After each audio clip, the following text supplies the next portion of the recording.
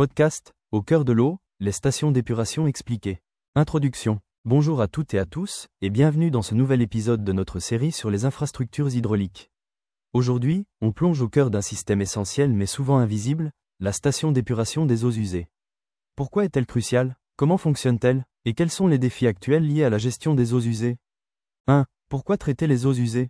Chaque jour, nos foyers, industries et villes produisent des millions de litres d'eaux usées. Ces eaux, chargées de polluants, de matières organiques, de microplastiques ou de produits chimiques, ne peuvent pas être rejetées dans la nature sans traitement.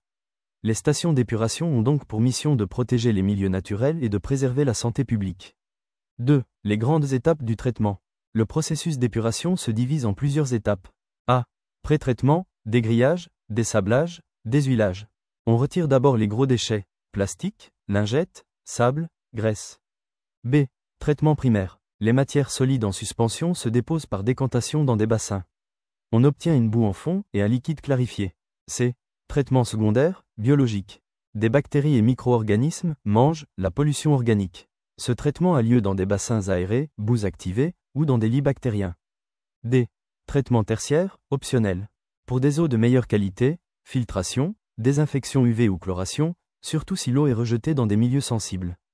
3. Que devient la boue? Les boues issues du traitement sont déshydratées. Elles peuvent ensuite être utilisées en agriculture, si conformes, valorisées en compost, incinérées ou stockées. 4. Les défis actuels. Surcapacité urbaine, les villes grandissent plus vite que les infrastructures. Polluants émergents, résidus médicamenteux, microplastiques, métaux lourds. Énergie et carbone, les stations consomment beaucoup d'énergie. La tendance est à la station autonome et durable, production de biogaz, panneaux solaires, etc.